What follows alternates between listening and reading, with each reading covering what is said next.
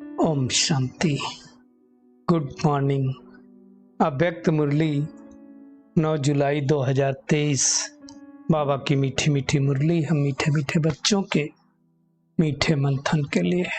मंथन शुरू करने से पहले सर्वशक्तिमान शिव बाबा की शक्तिशाली किरणों के नीचे बैठ जाते हैं और अनुभव करते हैं कि मैं मास्टर सर्वशक्तिमान आत्मा हूं, सर्वशक्तिमान पिता की संतान हूं।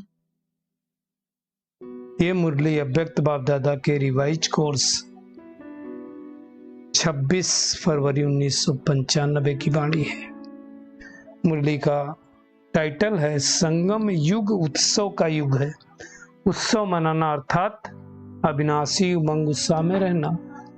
तो हम सबको पता है संडे की बाबा की अव्यक्त वाणी आती है, तो आज पूरी मुरली में बाबा ने उमंग उत्साह के बारे में बताया है। बहुत सारे लोगों को हम देखते हैं जिनके जीवन में कुछ उमंग उत्साह नहीं है, तो उनके जीवन कैसी होती है? उनके जीवन में जैसे कोई रस ही नहीं है।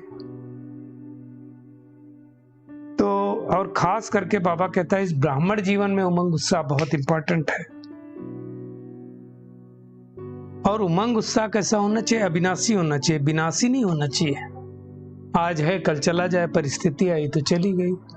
तो उमंग उत्साह हमने देखा जिनके जीवन में होता है ना, वो बड़े बड़े मुश्किल काम भी आसानी से कर जाते हैं। और जिसके जीवन में उमंग उत्साह नहीं होता, उनके जीवन में डिप्रेशन जल्दी आ जाता है। तो हमें अपने आप को उमंग उत्साह में रखना है, और उमंग उत्साह में रखने के लिए छोटे छोटे टारगेट लेने हैं, जिन टारगेटों को पूरा करना है। तो आज त्रिदेव रचता, त्रिदेव मतलब ब्रह्मा विष्णु शंकर, इसका रचता कौन है? शिव बाबा। तो त्रिदेव रचता त्रिमूर्ति शिव बाबा अपने रूहानी डायमंड्स के साथ डायमंड जुबली व डायमंड जयंती मनाने आए हैं। 60 साल हो गए थे यज्ञ को, तो बाबा डायमंड जुबली मना रहे थे। बाबा ने कहा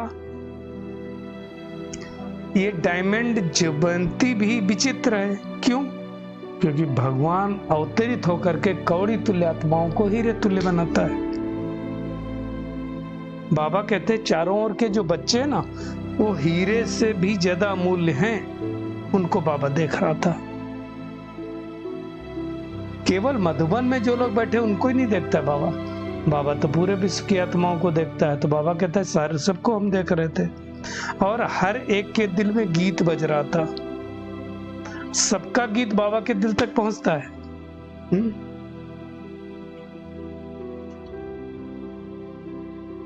तो कौन सा गीत बच्चों का है जो बाबा के दिल तक पहुंचता है? मेरा बाबा का गीत है। बाबा कहता है तो सबके दिलों में उमंग उत्साह कितना है, चेक करें कि हमारे दिलों में उमंग उत्साह कितना, और है तो अविनाशी है या विनाशी है?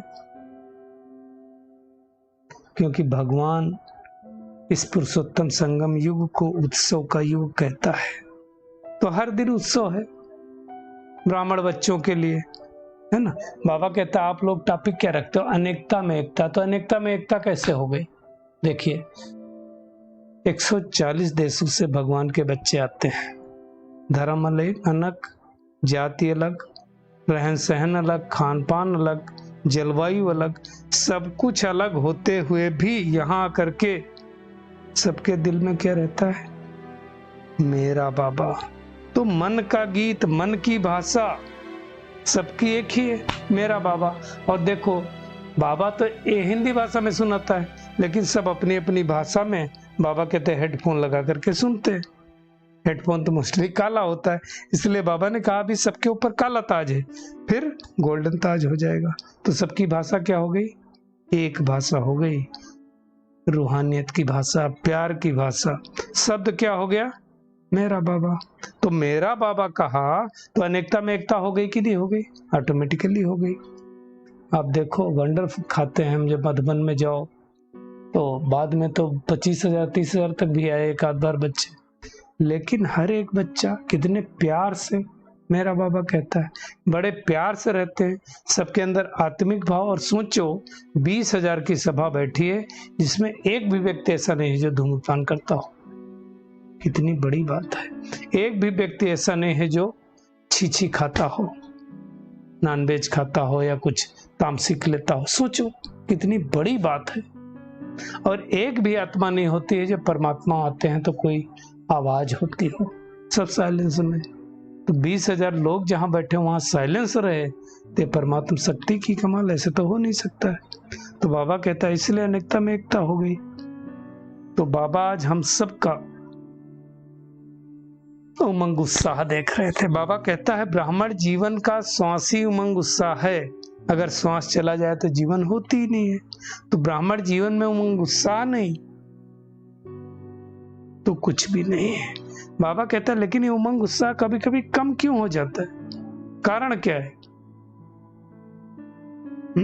तो क्या कहते हैं, होना चाहिए, हो जाएगा। तो ये जो तोतो भाषा आती है ना, उस तोतो भाषा के कारण उमंग उत्साह हो जाता है, कम हो जाता है। जैसे कहेंगे वो तो जानना चाहिए था, मूल्य क्लास में आना तो चाहिए था, मेडिटेशन करना तो चाहिए था, अमृत वेला करना तो चाहिए था। तो ये तोतो में उमंग उत्साह कम हो जाता है। क्या करते हैं फिर, वाई वाई करते हैं, क्यों क्या कब कैसे में जहां चले गए उमंग उत्साह अपने आप कम हो जाएगा। तो बाबा कहता वाई वाई नहीं करो, फ्लाई करो।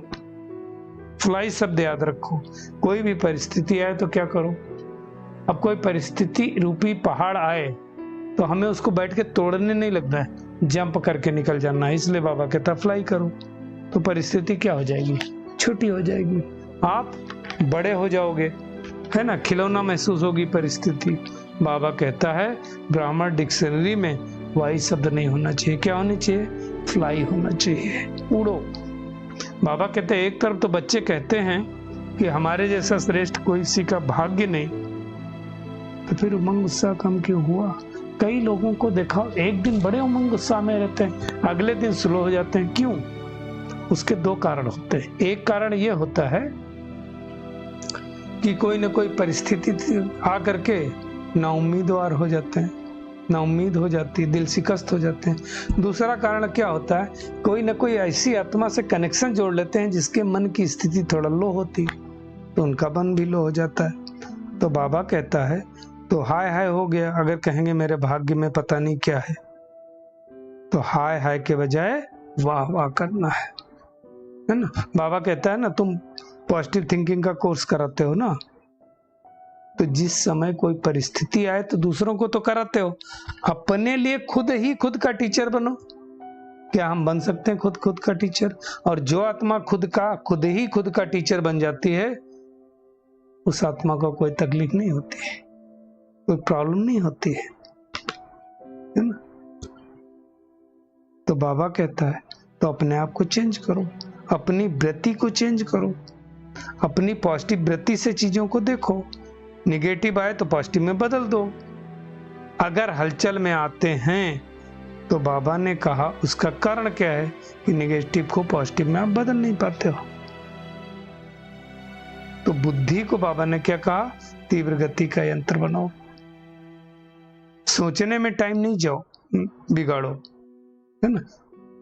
बाबा ने कहा ब्राह्मण जीवन है ही मौज का जीवन।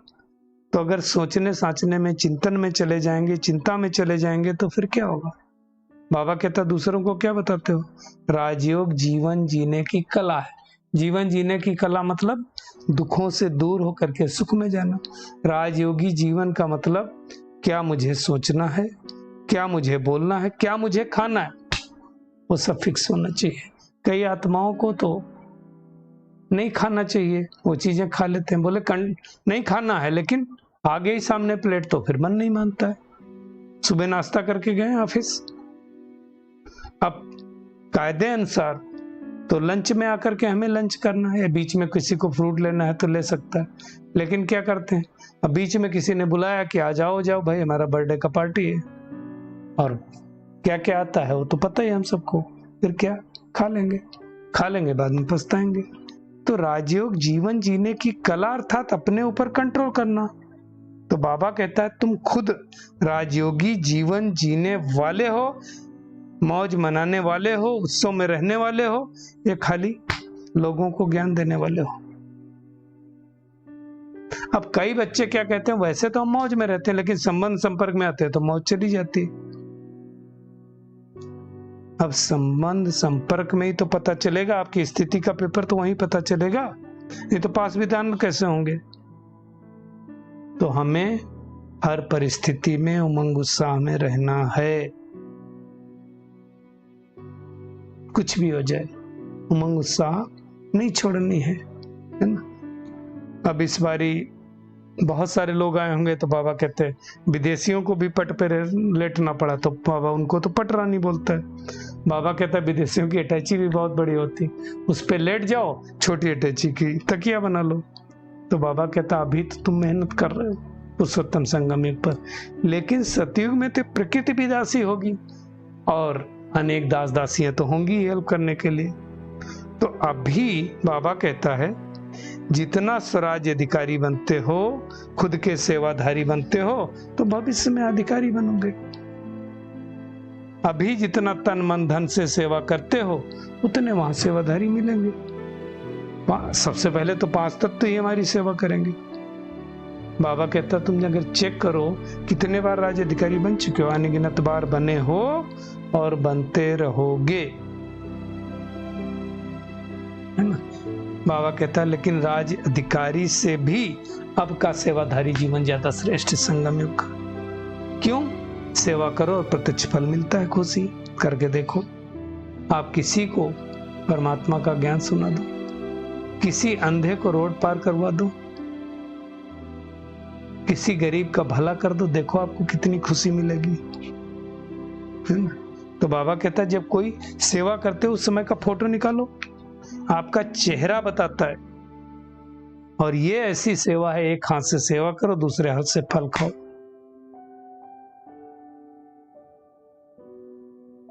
दो दिन पहले भी बाबा ने कहा था ना, प्रभु फल खाओ सदा तंदुरुस्त रहोगे, प्रत्यक्ष फल खाओ।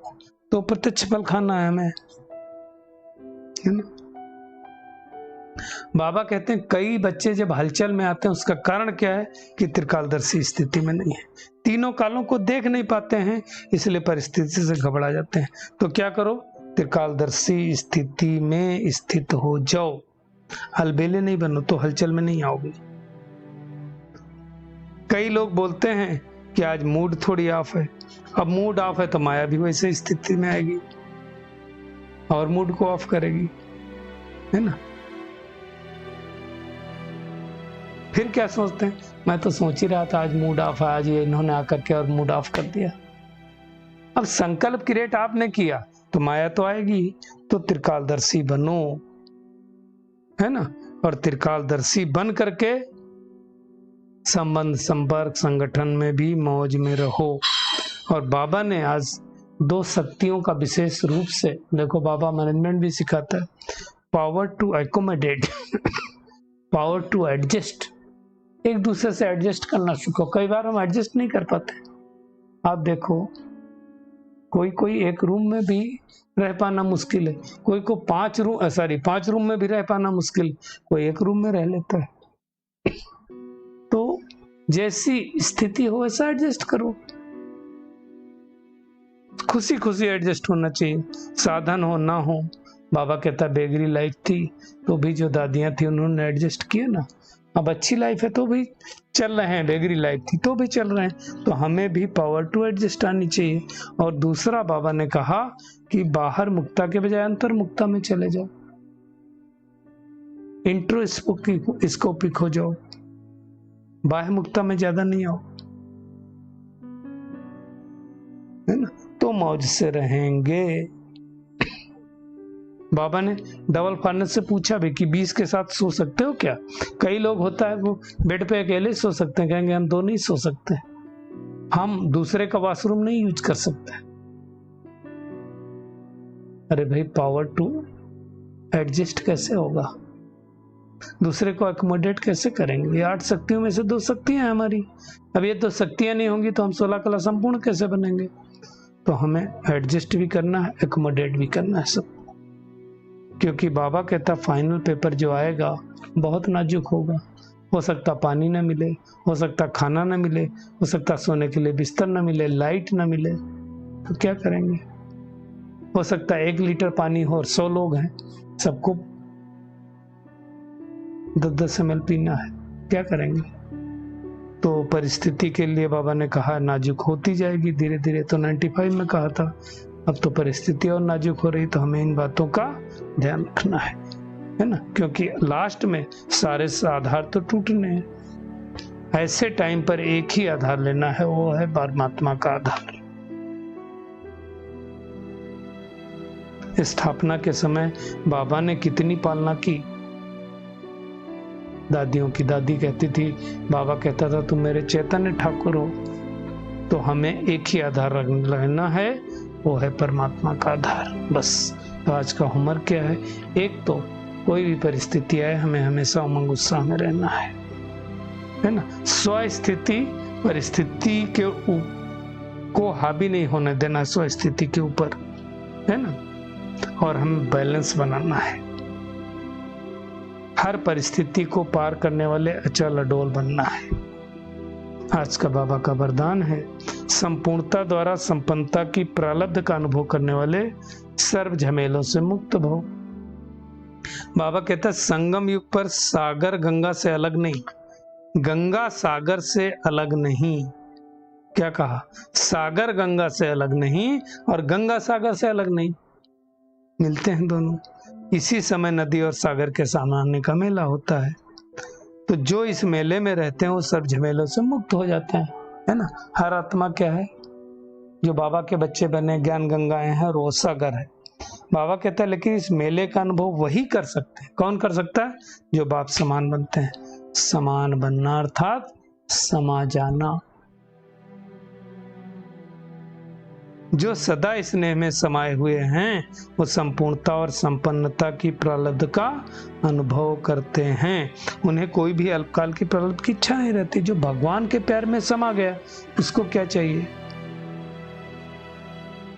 तो हमें चेकिंग करना है कितना हम प्यार में समाये हैं। स्लोगन है, सदा एक बाप के श्रेष्ठ के रंग में रहो तो होलीएस्ट और हाईएस्ट बन जाएंगे। होलीएस्ट मतलब पवित्र और हाईएस्ट मतलब ऊंचे।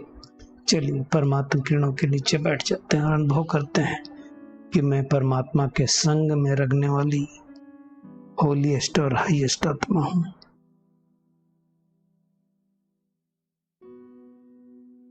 परमात्मा प्यार में मगन रहने वाली, बाप के प्यार में समा जाने वाली अनेक झमेलों से मुक्त आत्मा हूं। इस पुरुषोत्तम संगम युग पर हर घड़ी उमंग उत्साह में रहने वाली, अनेकों को उमंग उत्साह में लाने वाली, हर समय दिल से मेरा बाबा के गीत गाने वाली कोटों में कोई आत्मा हो। शुक्रिया मीठे प्यारे बाप दादा, शुक्रिया आप सभी का इस मीठे मंथन के लिए। ओम शांति।